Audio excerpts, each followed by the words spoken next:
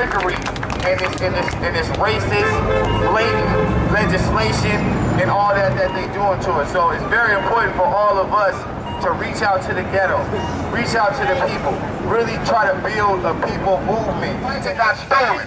Just because I was a member of a low-rider bike club, I don't know how the motherfucker found out how I lived or whatever, but he came to my house and asked me if I had a low-rider bike. And I'm a little kid, nobody's home.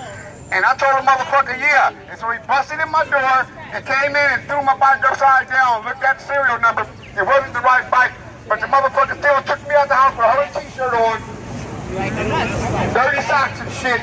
Took me like about 2 miles from the house to where a little kid lived.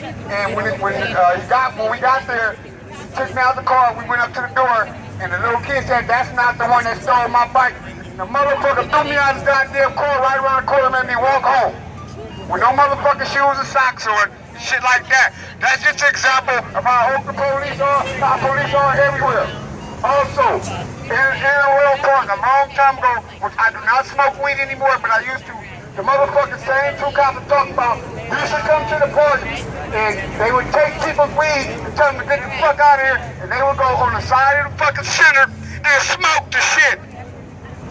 That's the police for your ass, alright? Fuck the police. So we just need to really figure out what we gonna do with the people power. People power and not having showbiz liberation that lacks substance. We need to have some substance with this type of stuff, and we need to take it to the next level. So in 2 days when Thanksgiving comes, on Friday we should be somewhere in East Oakland or West Oakland or Hunters Point or somewhere where people need to hear this and really be able to build and to connect to where we don't have to be victims against this system like that. Keep doing this. We need to be out here every day. We need to keep going. Hell yeah. My good brothers and sisters, I first want to thank you truly from the bottom of my heart and my roots. I mean, last night I was totally inspired. One of y'all out here tonight. Beyond that, I will shoot my gun for any one of y'all out here tonight. When I came here, I thought it was just me by my motherfucking self. And so when I look and I see white people, brown people, yellow people, peachy people, I'm inspired like a motherfucker. So anything. But I want to say this first of all. I want to thank, and I have to thank the young people who are out here, because what I learned from you last night and what I learned from you during Occupy Oakland, the stuff that you have done, I have to say, honestly, I never would have thought of doing that myself. I'm serious about it. So we all, doesn't matter what we've been through, how much we've been through, we have something to learn from each other.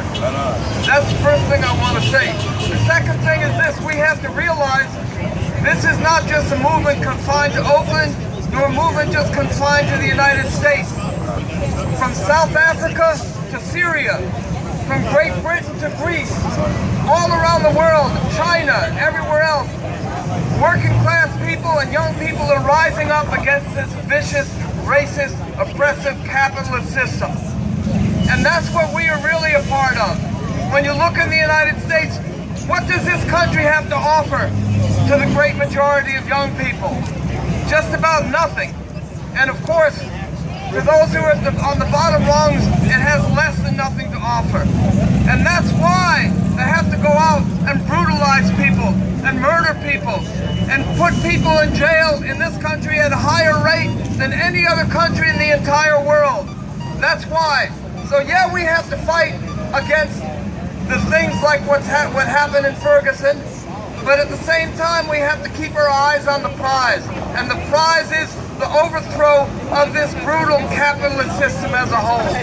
Thank you. That wasn't no grand jury that decided not to indict him. That was the grand dragon who did not want to indict him.